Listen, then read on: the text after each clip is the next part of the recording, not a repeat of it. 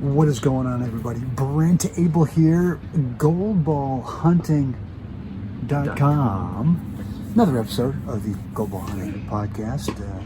I've already introduced myself. That's right, I'm Brent Abel. Still, this dude over here. I'm not Brent Abel. Jeff Jacklich. I think we're sort of reversed. We're normally, yeah. But since I didn't want to be, because we're on a slight slope here, I didn't want to be below, which would make Jeff even taller. Yeah. Make Jeff look like he's the important one. But, you know, hey, it's senior privilege here. I know that. Anyway, thank you. I'm just here to serve. Literally.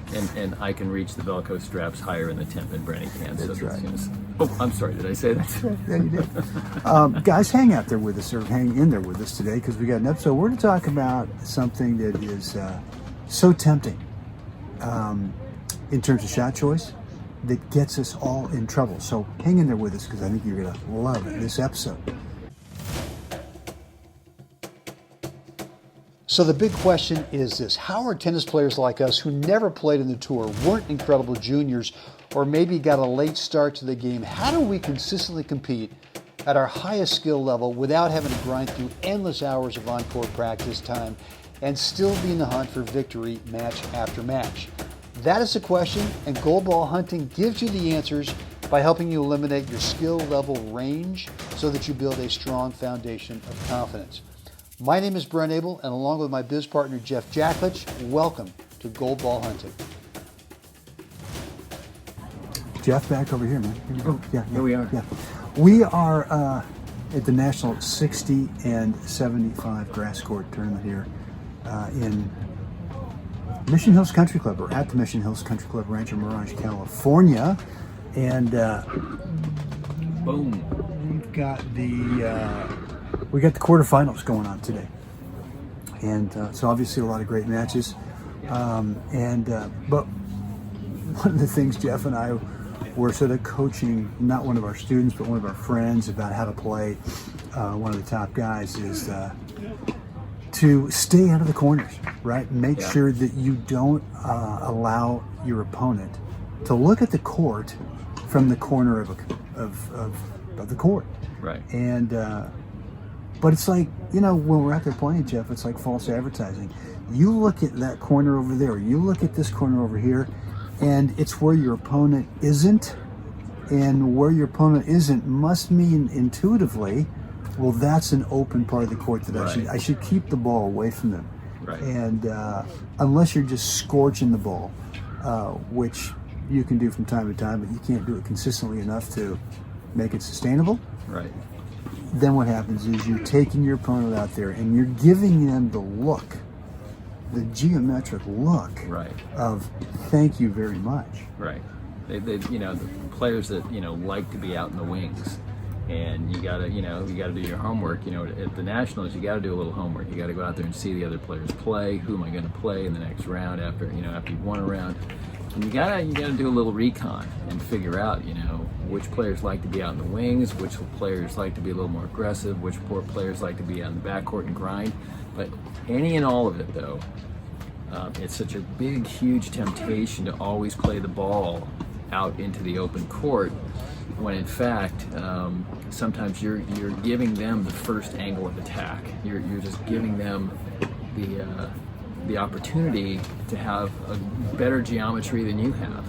And so sometimes, you know, it sounds like counterintuitive to play the ball at the center of the court, but actually it's a major reduction in geometry for your opponent, and then you actually a lot of times will end up with the ability to make the first strike as they try to get you out in the wings. So it's kind of like a little bit of a reverse of the way you feel when you're out there running down a ball, and it feels like, I should just take this ball and go big time, you know, cross court, or he's played me out to the edge a little bit, I should redirect this ball and just go heavy up the line into that open court. And the next thing you know, you see your ball, it's going right down the line, and then it starts to drift, and there you are, 3 inches wide. And consistently, that's a really easy play, be tempted to do it. So it's just a major temptation ball. And the discipline to just, you know, roll that thing back cross court, high roller, get it up out of the guy's strike zone, and let him give you another pitch. It's really, you know, I describe it sometimes like baseball, where it's like, you know, you don't like the pitch, send it back neutral and say, hey dude, give me something else to look at, throw another pitch. And you know, having the patience to do that though can be sometimes in the heat of battle. It gets a little foggy sometimes. Yeah.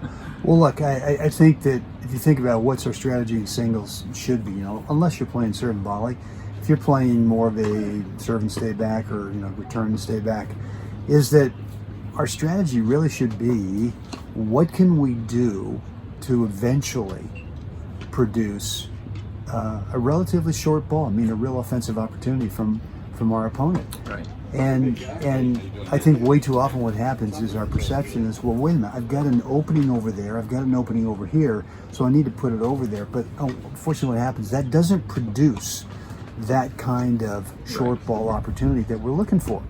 And so if you go right back at the opponent, really then what you're kind of settling into this thing, like it's okay to play it in the middle, because knowing that eventually you're going to get something that you can really take advantage of. Right.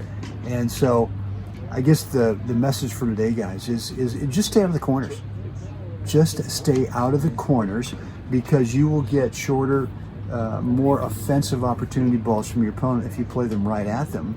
And look, we're not talking about pushing. We're talking about a high quality ball right at the middle. Force that opponent to have to move out of the way. It's so much easier for an opponent to move over to a ball, right?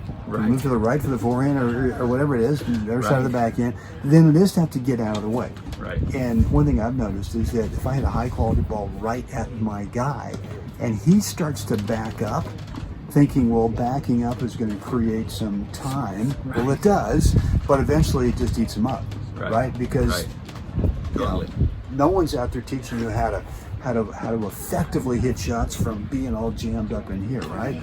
So, so that's the message for today. Guys, look, we're here. Today is Wednesday, the 20th of November. Had a little rain this morning, so all the matches have been delayed 1 hour. But man, the grass courts here at Mission Hills, sand-based bottom, just drained like the clay courts over here like a lake. To our left are still a lake, and and the grass is drained quickly. So hopefully, the forecast looks like maybe more rain this afternoon, which could put a little damper on the doubles that are scheduled for this afternoon. But we'll be here all week. And we've got our new gold ball hunting tent, which is spectacular. So guys, we'll be here. Hope you guys will stop by and say hi. If you know you're going to be in the area in Southern California, you want to come out, Mission Hills Country Club and Rancho Mirage, shoot us an email. Let us know at goldballhunting.com, just to make sure that we know you're coming, and and that we will be around for you. So with that said, free coaching call over at goldballhunting.com. Let's the three of us, you, me, and Jeff, will get in the phone, private call, and let's chat about the one thing in your game right now that you feel like, well, if I could solve this one thing, I might start getting the ultimate result that I want, and which is winning. Winning. That's what we'd like not to do. Looking spectacular, but winning.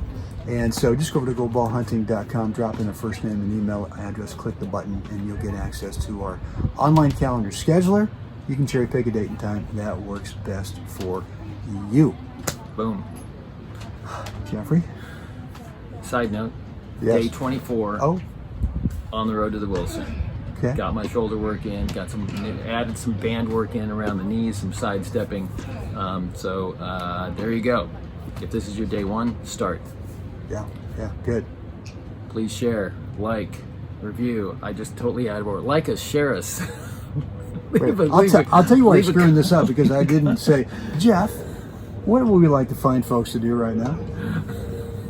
Like us, share us. Doing too much shoulder work. Right. It's just starting to work its way up. Just leave a comment, iTunes and Stitcher, rate and review, goldballhunting.com. A couple of knuckleheads talking about senior tennis. Share us.